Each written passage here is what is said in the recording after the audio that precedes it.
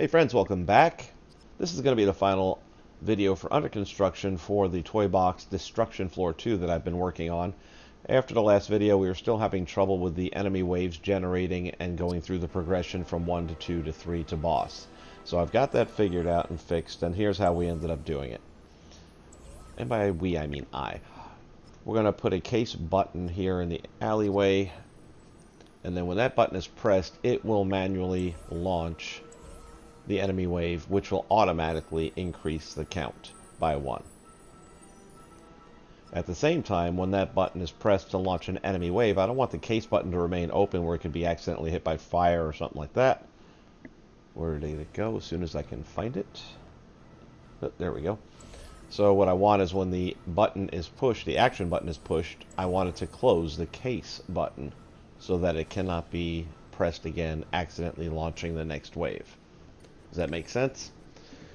Some other logic I added here. I put another action button behind the game challenge maker. And what we're going to tell that is that when the game is completed, we want it to press the button and remove all remaining enemies from the field.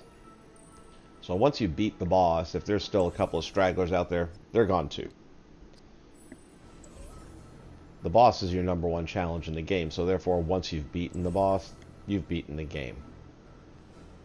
And it's actually a little faster sometimes if I just move the button closer to all the other logic, like so, and then we're just going to bounce it right in there. And once I'm done doing this, then I'll put it back over by the game challenge maker, and I find that it's a little bit easier if you map out your logic kind of in the order that it runs in. This way, if something happens months down the line, you want to make a change to it, or if it's not working properly, it's a little bit easier to follow the path when you have things organized in a neat way. And pretty much like a roadmap, just kind of shows you the direction of the flow of the logic. And one other piece of logic I'm going to drop in here, and that is a victory tracker. What I'm going to do with the victory tracker is let it know that if the player is defeated at any point during the game, then the game's over. You don't get a second chance, you don't revive. It's done. One and done. So you have to make sure you make the most of your opportunities and make sure you keep your health up.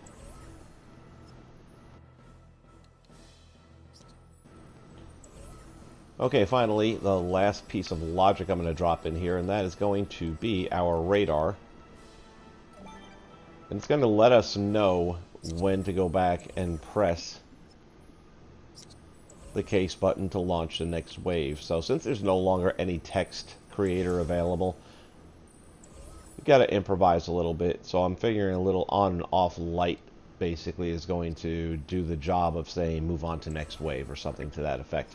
Not all of the logic works any longer exactly the way it used to. I'm not sure why that is, but I've got a lot of different pieces that don't perform the way they used to, and you have to improvise around that a little bit.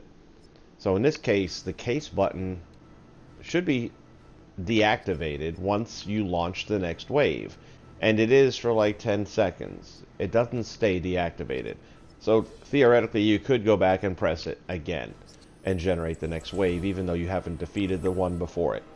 However, if you don't see the beacon above it, then you know that there are still enemies remaining from the previous wave. Depending how you want to play it, you might want to go hunt them down first and then come back to the button, or just say, that's fine, launch them anyway.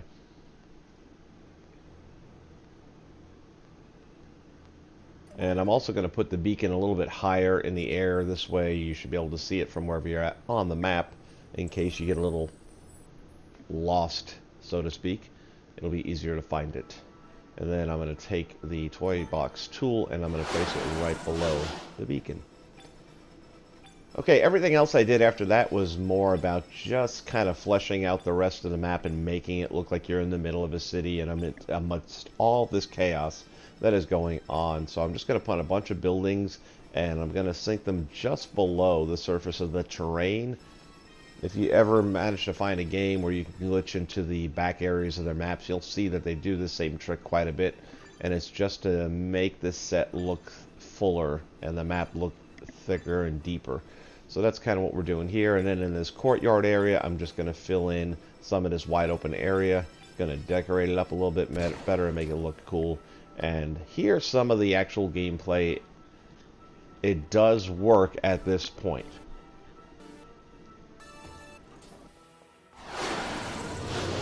Guys, if you enjoy the Under Construction series, then just let me know. Drop a comment below. Click the like button. If you're not a subscriber already, subscribe. And if there's a specific toy box theme that you'd like to see a build for, let me know in the comments below, and I'll see what I can do. In the meantime, thanks for watching as always. And remember, Disney Infinity is the only game where the only limitation is your imagination.